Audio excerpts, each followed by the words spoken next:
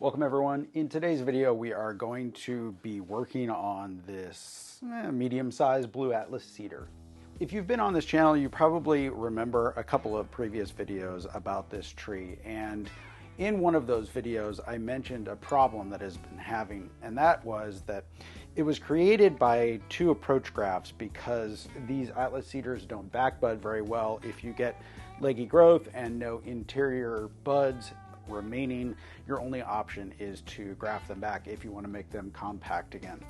So I did that a long time ago, and over the course of a few years, the graft here that made up the majority of the top of the crown became somewhat weak, and so I decided that I was going to eliminate that graft and instead regrow a trunk from the other graft back here. So in the last session, that was about a year ago, which I hadn't previously shared, what I did was I cut off a good portion of the top of the tree. I had previously even removed this branch, which was creating a good portion of the crown and canopy.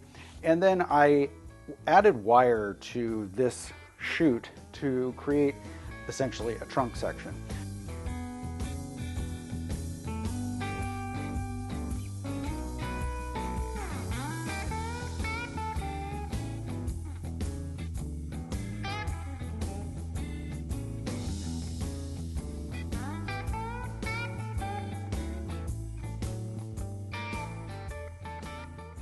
So now it's grown on from that previous session a year ago, and it's ready for another styling. And in fact, it's ready really, I think today I should be able to get it mostly into a reasonable shape again in terms of a bonsai. Not a mature bonsai, but at least with the branching structure in place.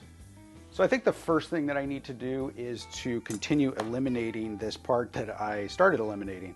One of the interesting things is that after I cut it back really hard, as you might expect, it has taken off and created a little bit more vigorous growth from some of the shoots. So rather than just little rosettes of needles that I was getting, it is actually sending out these shoots. But that doesn't change my plan. I think I'm still going to remove all of the growth that's coming off of this section. Now, as I do this, I'm not actually going to gin out this entire portion of the trunk. I'm going to, for the time being, just sort of let it be whatever it is. And part of that is because when you create gin on these, the bark is very thick and it doesn't seem to look very natural to me. So what I want to do is just sort of leave this portion alone as, you know, a dead portion of the tree and allow the bark to weather and fall off by itself, which should take probably a year or two to really start taking effect. Meanwhile, the other portion of the tree is looking nice and healthy, and so I'm going to cut this back and get going on a little bit of wiring.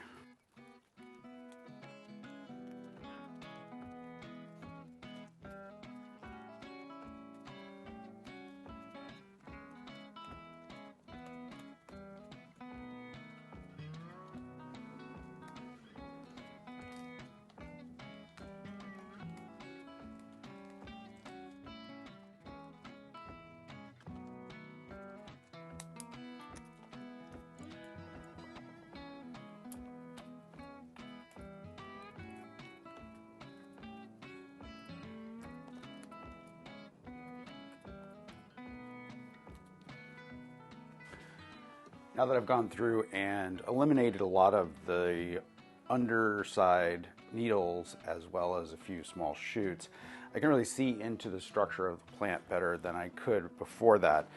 Now there's a question here in my mind after I've done this sort of reacquainting myself process with the tree, and that is that the 18-inch mark, which is about an inch above this gin that I left, and is about right there, right? So the tree is basically slated to be something like 22 to 24 inches tall if I keep all of this vertical wired piece that I created in the last session.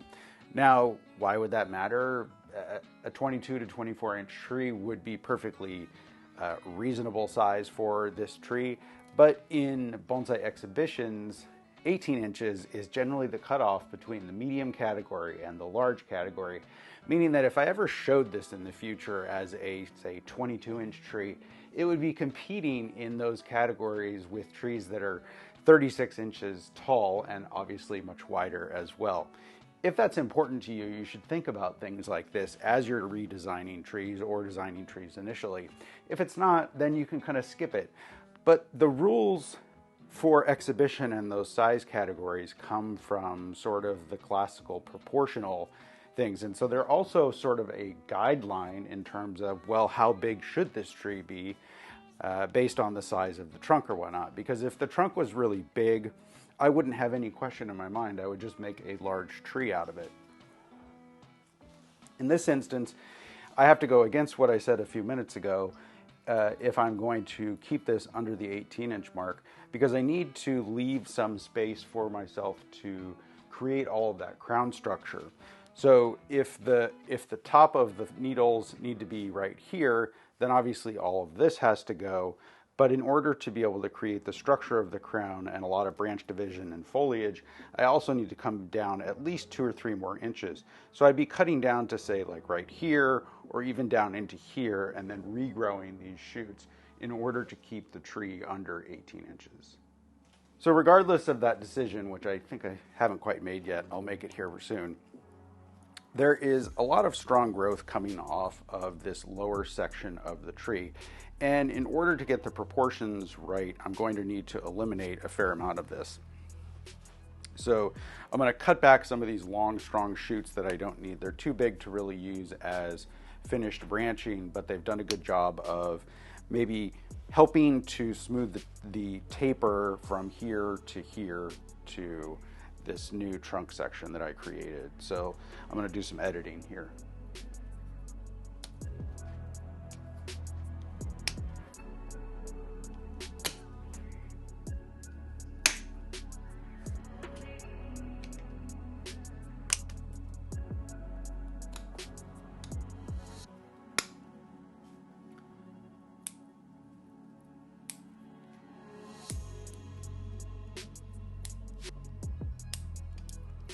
All right, so that gets this edited down to something that looks a little bit more in scale with what the final size of the composition is going to be. I think I still have a little bit of eliminating to do here.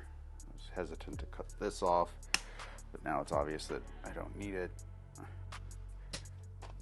Eliminating all of those large branches has given me a structure here that will be easy to wire into place to start to create those lower branches that I want. Now, as I move up here, I need to make some more decisions.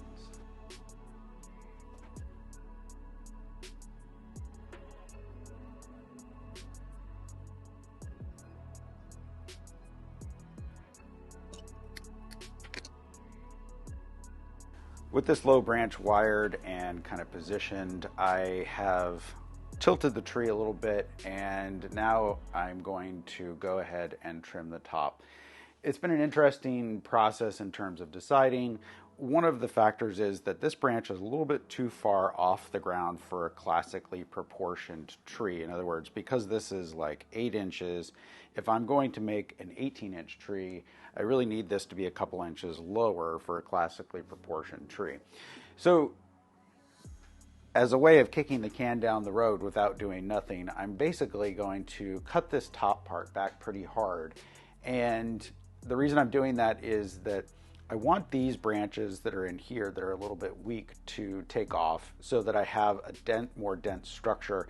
And ultimately, I'm probably going to try to keep it to 18 inches. And it's going to look, in a way, very similar to the way that I initially designed it over maybe 15 years ago.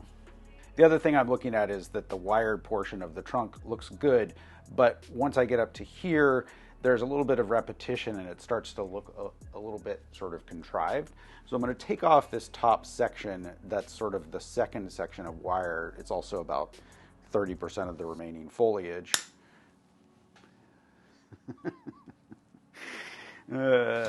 And I'm going to cut back all of these top shoots to shorter proportions, basically because what I just said is that this stuff needs to run a little bit more to actually create that sort of more dense structure that I want. And in order to do that, I have to make sure that the top of the tree is not shading it out and not creating too much hormone inhibition. Now I'll probably come back and cut most of this off once this takes off a little bit more. So in the end, I was wrong about this being looking like a reasonably rough silhouette. It will take another spurt of growth before I can get closer.